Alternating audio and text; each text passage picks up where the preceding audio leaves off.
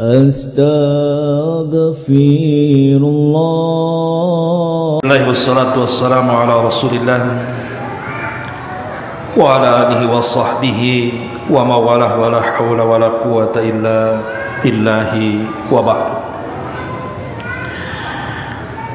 Alhamdulillah, segala puja dan puji hanya milik Allah subhanahu wa ta'ala. Salawat dan salam kita hadiahkan kepada Rasul kita Nabi besar Muhammad sallallahu alaihi wa ala alihi wasallam. Ma'asyiral muslimin wal muslimat rahimani wa rahimakumullah. Kita akan melanjutkan kajian tafsir surah Al-Imran pada tahun dulu. Sempat terputus dan kita lanjutkan dan kita masuk pada surah Al-Imran ayat ke-64 dan seterusnya. A'udzubillahi minasyaitonir rajim. Bismillahirrahmanirrahim. Qul ya ahlal kitab ta'alau ila kalimatin sawa bainana wa bainakum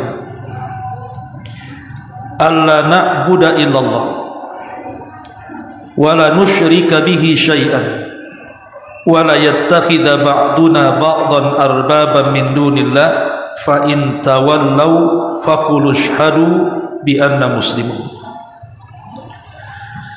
Ya ahlal kitab lima tuhajuna fi Ibrahim wa ma unzilatit taurat wal injil illa min ba'dihi afala ta'qilun. Ha antum haula'i hajajtum fima lakum bihi ilmun falima tuhajuna fima laysa lakum bihi ilmun wallahu ya'lamu wa antum la ta'lamun. Katakanlah wahai Muhammad, wahai ahli kitab, marilah kita menuju pada satu kalimat yang sama antara kami dan kalian. Kita tidak menyembah selain kepada Allah subhanahu wa ta'ala. Kita tidak mempersekutukannya dengan sesuatu apapun, dan tidak pula sebagian kita menjadikan sebagian yang lainnya sebagai Tuhan-Tuhan selain daripada Allah.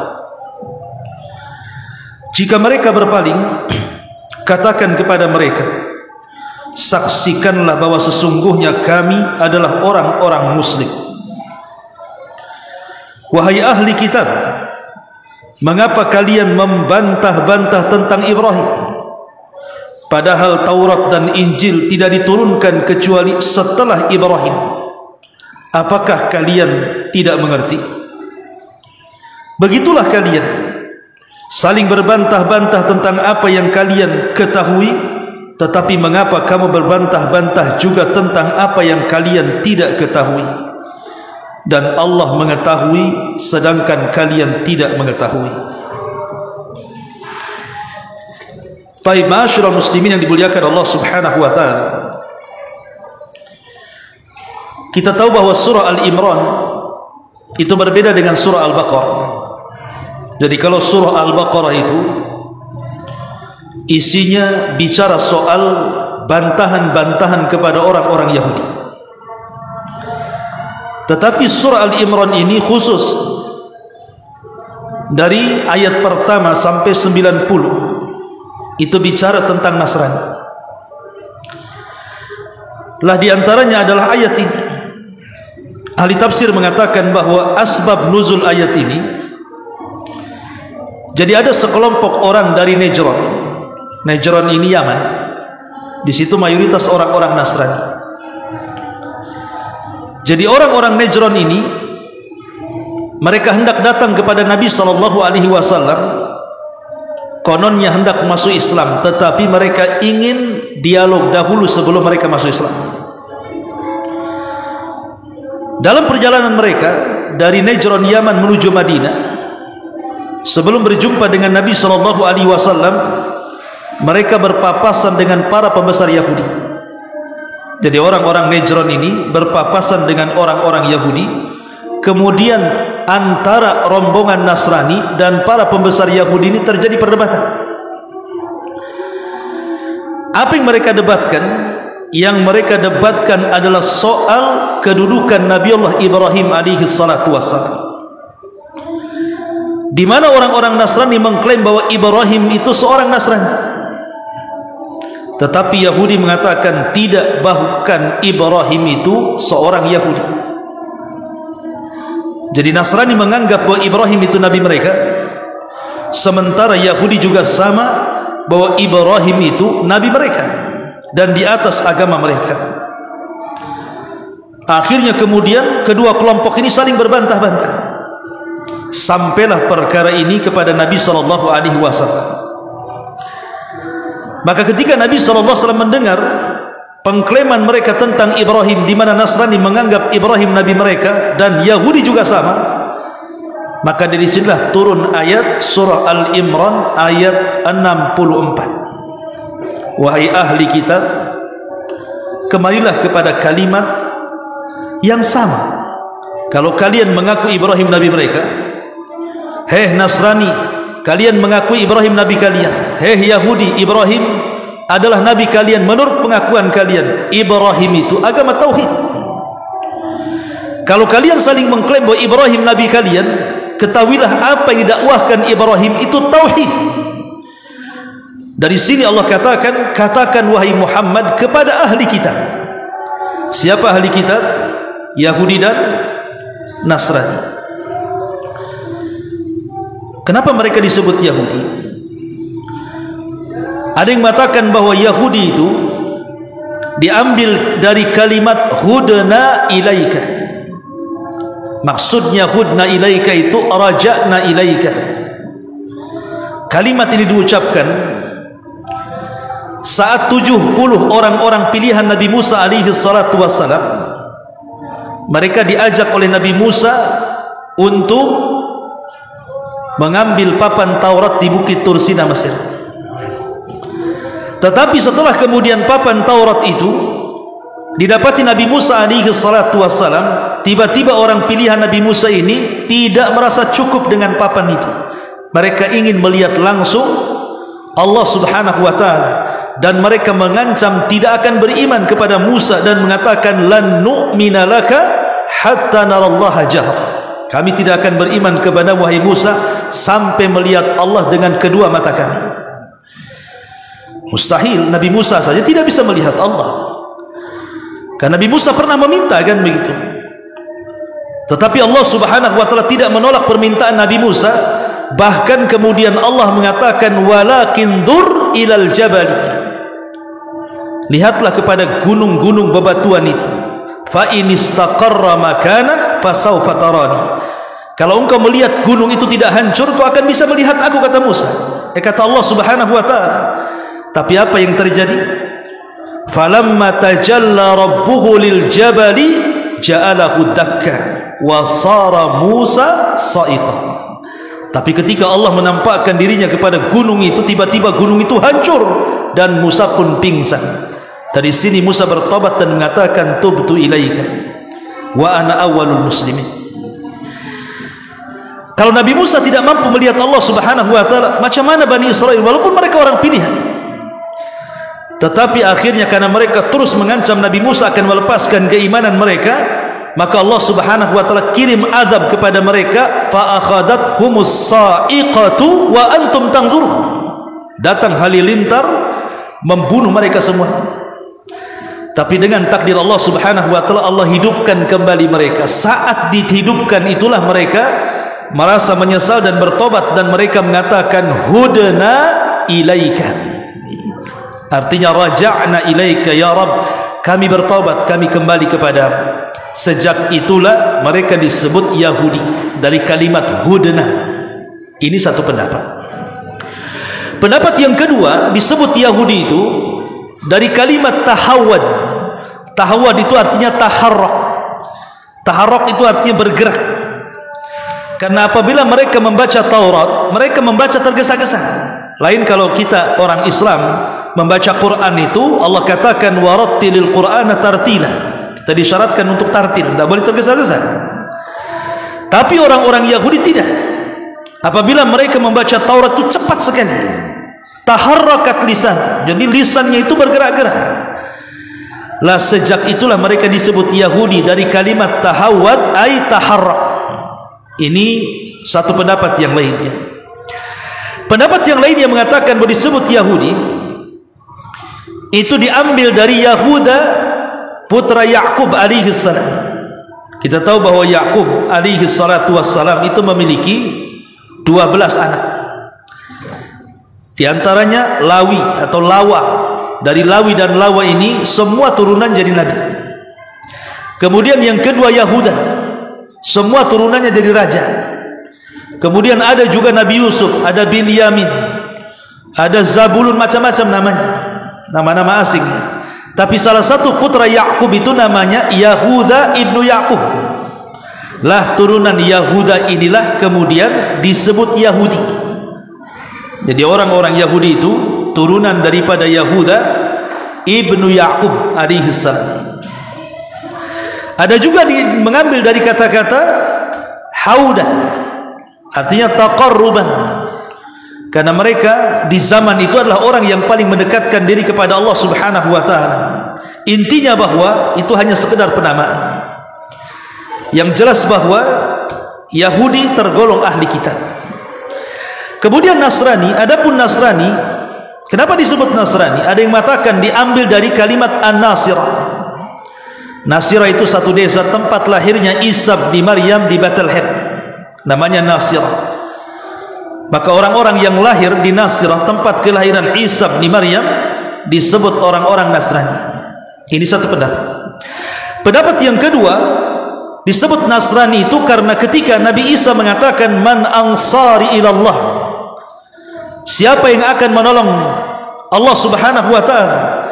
Qala al-hawariyun, maka orang-orang Hawariyun mengatakan nahnu ansarullah, kamilah para penolong Allah. Lah sejak itulah orang-orang Hawariyun dan orang-orang yang mengikuti Hawariyun disebut Nasara, dan kita kenal Nasrani hari ini. Lah Yahudi dan Nasrani itu disebut ahli kitab.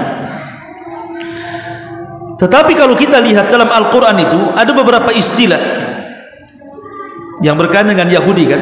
Pertama Bani Israel, yang kedua ahli kitab, dan yang ketiga Yahudi. Apa bedanya? Ada yang mengatakan bahwa kalau Allah Subhanahu wa taala menyebutkan kalimat Bani Israel, itu maksudnya nasab, bukan agama. Bani Israel itu nasab, karena Israel itu nama lain daripada Yakub, maka seluruh keturunan Yakub disebut Bani Israel. Lah Bani Israel sendiri konteksnya, kalau Quran menyebutkan ya Bani Israel, ya Bani Israel, maka umumnya sebutan Bani Israel dalam Al-Quran itu limtinan, hanya untuk mengingatkan akan nikmat yang Allah berikan kepada nenek moyang mereka. Jadi hendak mengingatkan nikmat yang Allah anugerahkan kepada mereka, maka Allah sebut dengan kalimat Bani Israel. Tapi kalau seandainya kemudian Al-Quran menyebut kalimat Yahudi, itu artinya untuk mencela mereka. Jadi kalau ada dalam Quran kalimat Yahudi, itu celaan. Walan tarda ankal yahud walan nasar hatta tattabi'a millatahum. Quran banyak menyebut kalimat Yahudi. Jadi kalau disebut Yahudi dalam Quran, konteksnya celaan. Tapi kalau disebut ahli kitab sebagaimana ayat ini, berarti hendak mengkhitab dua agama. Pertama agama Yahudi, dan yang kedua agama Nasrani, karena mereka lah yang mendapatkan kitab langit selain daripada Islam. Selain mereka tidak mendapatkan kitab langit. Makanya selain Yahudi dan Nasrani dan Muslim disebut kufar, musyrik, ya, seperti Najasi dan Majusi dan yang semacam. Taib. Di sini Allah Subhanahu wa taala mengatakan, ya ahlal kitab, ta'alau ila kalimatin sawa bainana wa bainakum. Kemarilah kepada kalimat yang sama. Kalau kalian mengklaim Ibrahim nabi kalian, wahai Nasrani, kalian mengatakan Ibrahim nabi kalian, wahai Yahudi, Ibrahim mengatakan nabi kalian. Ibrahim itu agama tauhid. Kalau begitu, ayo kemari kita satukan kalimat kita di atas tauhid, alla na'budu illallah, bahwa kita tidak boleh menyembah kecuali kepada Allah Subhanahu wa taala. kalau itu pengklaiman bahwa Ibrahim itu nabi kalian. Karena Ibrahim itu bukan Yahudi, Ibrahim itu bukan Nasrani. Maka Ibrahimu Yahudiyan wala Nasraniyan, walakin kana hanifan musliman. Yahudi itu loh, Ibrahim bukan Yahudi, Ibrahim juga bukan Nasrani. Ibrahim itu hanif, agama yang tidak pernah melakukan kesyirikan, agama yang selalu tunduk kepada Allah Subhanahu wa taala, mentauhidkan. Itulah agama Ibrahim. Dan tauhid itu adalah seruan seluruh para nabi dan rasul. Tidak ada satupun nabi dan rasul kecuali mengajak umatnya untuk mentauhidkan Allah Subhanahu wa taala. Walaqad ba'atsna fi kulli ummatin rasulan an ibudullaha wajtanibut taghut. Dan tidaklah kami utus pada tiap-tiap umat ini seorang rasul di mana tugas mereka menyerukan kepada umat, sembahlah Allah, tauhidkan Allah, dan jauhi sesembahan selain daripada Allah alias taghut. Itulah tauhid. Alla na'budu illallah wa la nusyrika bihi syai'an, dan kita tidak menyekutukan Allah dengan sedikit pun. Wa la yattakhidu ba'duna ba'dan arbaba min dunillah, dan kita tidak boleh mengambil sebagian kami dengan sebagian yang lain Tuhan selain daripada Allah. Di zaman Rasul ada seorang sahabat namanya Adi ibn Hatim At-Ta'i. Adi ibn Hatim At-Ta'i. Dan Adi ini ayahnya seorang tokoh besar, seorang Nasrani, Hatim ini. Dan Adi juga seorang tokoh Nasrani. Ketika kemudian Nabi SAW banyak mengirim surat kepada raja-raja, kepada Herakli, kepada Najasyi, kepada Muqawqis, dan banyak raja-raja disurati saat perjanjian Hudaybiyah itu. Ya, ada yang menerima, ada yang merobeknya, seperti Persia akan merobeknya. Sehingga Rasul mengatakan, sebagaimana dia sudah merobek suratku, semoga Allah robek kerajaannya sampai kiamat. Makanya Persia tidak ada sampai sekarang, bahkan sampai kiamat, karena sudah merobek surat Nabi. Tapi kalau Romawi kan tidak merobek surat Nabi, makanya masih ada sampai sekarang Romawi itu. Justru surat Nabi disimpan pula baik-baik sama Herakli itu. Termasuk Muqawqis tidak merobek suratnya, justru malah memberikan hadiah 2 budak namanya Sirin dan Maria Qibtiyah, dan seorang dokter. Tetapi kemudian Maria Qibtiyah diambil oleh Nabi SAW, dan Sirin diambil Hasan ibn Thabit, seorang juru bicara Nabi SAW, seorang tukang syair, ya. Adapun dokter disuruh balik lagi dan mengatakan, kami ini kaum yang terbiasa lapar, katanya. Jadi tidak perlu dokter, dibalikin dokternya ke Mesir. Intinya bahwa salah satu yang disurati adalah pembesar-pembesar kabilah-kabilah. Lah Adi bin Hatim ini mendapatkan surat, kalau tidak akan diperangi. Maka Adi pun lari ke Syam. Kemudian kabilahnya dicaplok oleh Nabi SAW, tapi kemudian dia pulang dan belakangan masuk Islam. Lah Adi bin Hatim At-Tai ini ketika bersama Nabi SAW turun surah At-Taubah. Ittakhadhu ahbarahum wa ruhbanahum arbaba min dunillah wal masih ibn Maryam ila akhir ayat. Jadi padri-padri dan rahib-rahib mereka itu mengambil orang-orang Nasrani dan Yahudi itu mengambil padri-padri dan rahib-rahib mereka dijadikan sesembahan selain daripada Allah Subhanahu wa taala. Lah Adi bin Hatim ini kan seorang rahib. Dia mengatakan di hadapan Nabi SAW, mengatakan, ya Rasulullah, saya ini seorang rahib. Kenapa Quran mengatakan seperti itu, bahwa orang Nasrani mengambil rahib-rahib mereka sebagai Tuhan selain Allah? Tidak ada loh orang yang sujud sama saya, tidak ada orang yang ruku kepada saya. Maka Nabi SAW memang tidak. Bukankah ketika kalian wahai rahib-rahib menghalalkan sesuatu, kemudian pengikutnya ikut menghalalkan padahal perkara itu diharamkan Allah? Atau sebaliknya, ketika kalian mengharamkan sesuatu, mereka pun ikut mengharamkan pada Allah menghalalkannya? Maka Adi bin Hatim At-Tai mengatakan, bala ya Rasulullah. Maka Rasul mengatakan, itulah cara sesembahan pengikut Nasrani kepada padri-padri mereka. Fadzalika ibadatuhum iyyahum. Itulah ibadah mereka. Maka di sini Allah Subhanahu wa taala mengatakan, wala yattakhidu ba'duna ba'dan arbaba min dunillah. fa in tawallaw, kalau mereka berpaling, faqulu syhadu, saksikan kepada mereka bi anna muslimun, bahwa kita tetap orang yang berislam. Seolah-olah Allah katakan kepada Nabi, katakan kepada mereka wahai Muhammad, kepada Yahudi dan Nasrani, kalau mereka mau dengan ajakanmu ke dalam tauhid, alhamdulillah. Tapi kalau mereka tidak mau, tidak ada masalah. Tapi katakan kepada mereka, faqulu syhadu bi anna muslim, kita ini orang Islam dan kita harus bangga dengan keislaman kita, sebagaimana Allah mengatakan, qul ya ayyuhal kafirun la a'budu ma ta'budun ila akhiril ayat. Harus bangga sebagai seorang muslim. Kemudian Allah mengatakan, ya ahlal kitab lima tuhajuna fi Ibrahim, wahai ahla kitab, kenapa kalian berbantah-bantah soal Ibrahim? Wa ma unzilatit Taurat wal Injil illa min ba'di, padahal turunnya Taurat dan Injil itu kan setelah Ibrahim. Seolah-olah ingin katakanlah, kalian mengklaim Ibrahim nabi kalian, sementara kitab kalian Taurat dan Injil turun setelah Ibrahim. Ibrahim itu sudah diutus berapa ratus tahun antara Musa dengan Ibrahim itu tidak ketemu tuh. Kok kalian ngaku-ngaku pula kan? Kemudian Allah mengatakan, afala ta'qilun, mana akal kalian? Dari sini ada isyarat kenapa Al-Quran mengatakan seperti itu. Di sini pentingnya mengenal sejarah, karena Al-Quran mengatakan, wa ma unzilatit Taurat wal Injil illa min ba'di, bukankah Taurat dan Injil itu turun jauh-jauh setelah Ibrahim diutus? Menunjukkan di sejarah namanya. Ya, penting mempelajari sejarah. Karena dahulu di zaman Khalifah Abbasiyah,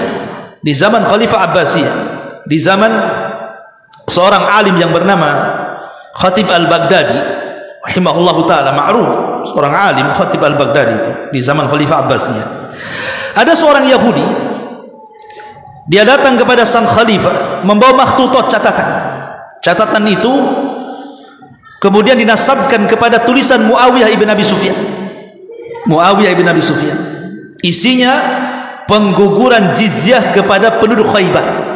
Isinya itu pengguguran jizyah kepada penduduk Khaybar. Padahal tidak pernah Islam menggugurkan jizyah. Islam itu tidak pernah menggugurkan jizyah. Karena kalau kita berperang melawan orang kafir, pertama suruhkan kepada mereka tauhid. Kalau mereka tidak menerima, perang. Kalau mereka tidak mau perang, bayar jizyah. Begitu urutannya. Lah surat itu seolah-olah kemudian menggugurkan adanya jizyah bagi penduduk Khaybar. Dan itu tulisan Muawiyah bin Abi Sufyan. Akhirnya kemudian Khalifah Abbasiyah ini, karena dia orang awam, ya mungkin dia hendak terpengaruh dengan tulisannya Yahudi itu. Padahal itu adalah kadzib, dusta.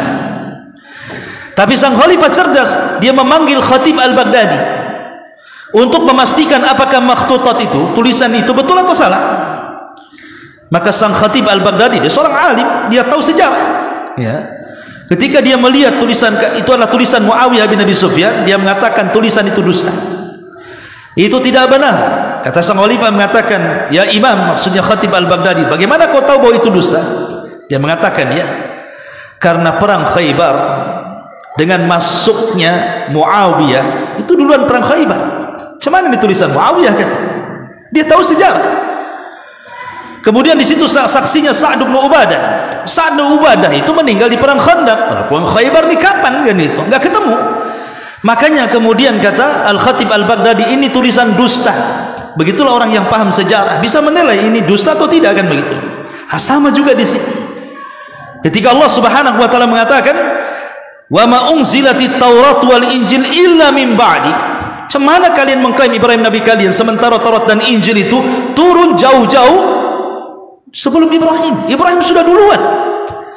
Kalian di belakangan. Kenapa kalian mengklaim orang duluan? Makanya Allah mengatakan, afala ta'qilun, di mana akal mereka? Ha antum haula hajaztum fima lakum bihi ilmun falima tuhajuna fima laisa lakum bihi ilmun wallahu ya'lamu wa antum la ta'lamun. Begitulah kalian, maksudnya Yahudi dan Nasrani, kalian suka berbantah-bantah tentang apa yang kalian ketahui, tetapi mengapa kalian juga berbantah-bantah juga tentang sesuatu yang kalian tidak tahu, dan Allah Maha mengetahui sedangkan kalian tidak mengetahui. Wallahu a'lam bishawab. Mudah-mudahan manfaatnya. Subhanaka wa bihamdika asyhadu an la ilaha illa anta astaghfiruka wa atubu ilaik. Allahu ta'ala alam. Assalamualaikum warahmatullahi wabarakatuh.